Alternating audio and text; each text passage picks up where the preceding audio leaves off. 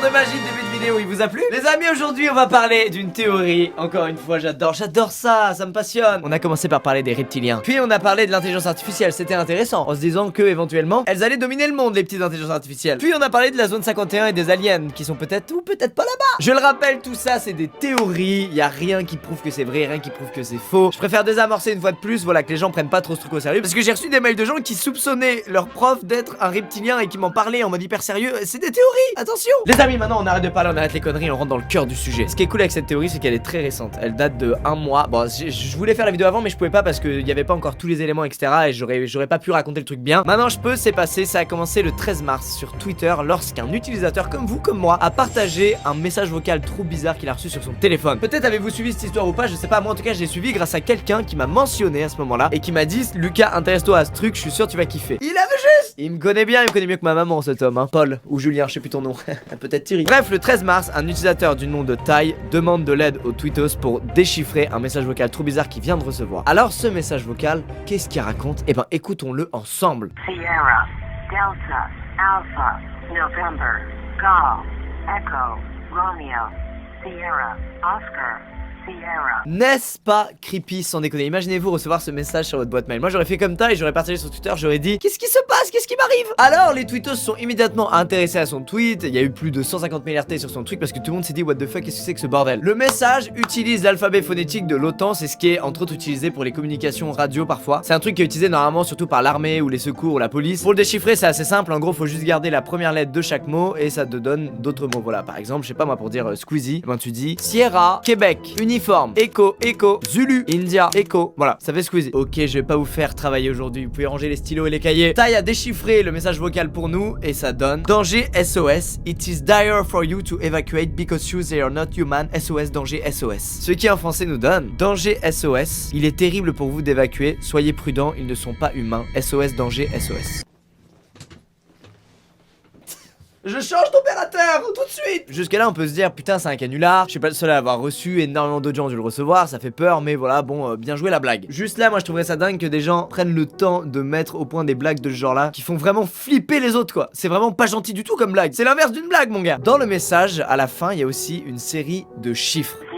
0429339642230. Et généralement une série de chiffres c'est forcément un truc à déchiffrer, ça se balance pas comme ça signifie forcément quelque chose. Alors les tweetos, ces bons tweetos qui ont flair, qui ont l'enquête dans le sang là, qui ont trop regardé d'Eric, eh ben ils enquêtent mon gars. Et ils enquêtent très bien putain. Une tweetos du nom de Erin Mahoney 6, j'espère que j'écorche pas son nom. De toute façon elle est pas française, je m'en bats les couilles, elle tombera jamais sur cette vidéo. Bref, elle a eu l'idée de taper les chiffres dans Google Maps comme si c'était des coordonnées. Et il se trouve que ça donne un endroit très proche de celui où on a perdu le contact avec le vol numéro 370 de Malaysia Airlines. Le fameux avion qui a disparu. Je sais pas si vous avez entendu parler de cette histoire, c'est un truc de malade, c'est un mystère total. Ça s'est passé en 2014 et à l'heure actuelle on a retrouvé quelques débris en 2015, mais on n'a pas retrouvé le gros de l'appareil, on sait pas ce qui s'est passé, l'histoire est très étrange. Et ça, normalement, ça n'arrive jamais. Il peut y avoir des crashs d'avion, mais on sait à peu près ce qui s'est passé, notamment grâce aux fameuses boîtes noires. Et surtout, ça disparaît pas des écrans radars comme ça. Là, l'avion a disparu sans aucune raison. C'est un mystère total. Je vous avoue que j'ai pas trop enquêté sur ce sujet-là parce que j'ai déjà peur de l'avion. Si je me mets à psychoter là-dessus, je vais péter un câble, je vais plus jamais partir en voyage, c'est fini. Donc je me conserve à propos de ce sujet, mais voilà, c'est un mystère de fou. Vous pouvez enquêter de votre côté là-dessus si vous voulez. Et on en est donc au point où le fameux message reçu dans la boîte vocale du mec est relié au vol 370 disparu de Malaysia Airlines en 2014. Soi-disant. Attention, les coordonnées sont très proches et coïncident fortement, mais on sait pas. Il y a alors un mec du nom de Uzumaki qui se joue en débat et qui dit: mais mec, et si le message vocal que t'avais reçu c'était tout simplement les derniers moments de la boîte noire du vol Malaysia Airlines 370 qui avait disparu?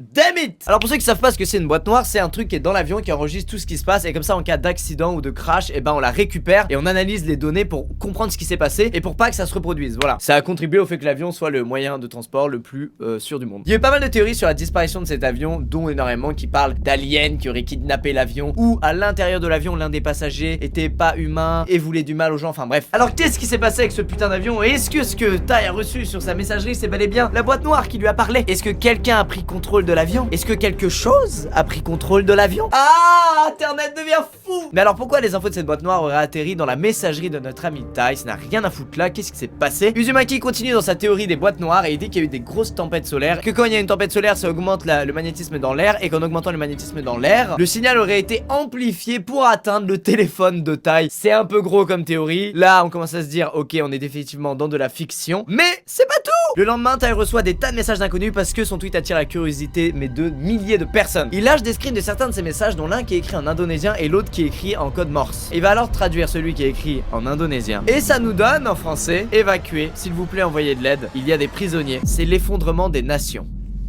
Mais je vous ai aussi dit qu'il avait reçu un message en code morse. Très connu hein, le code morse, c'est un peu chiant à décoder, mais bon voilà, quand t'as un peu de temps tu peux. Et le message décodé nous donne They are taking over, ce qui en français nous donne ils prennent le contrôle, toujours avec une date, la date du 18 avril 2018. C'est toujours pas passé au moment où la vidéo sort.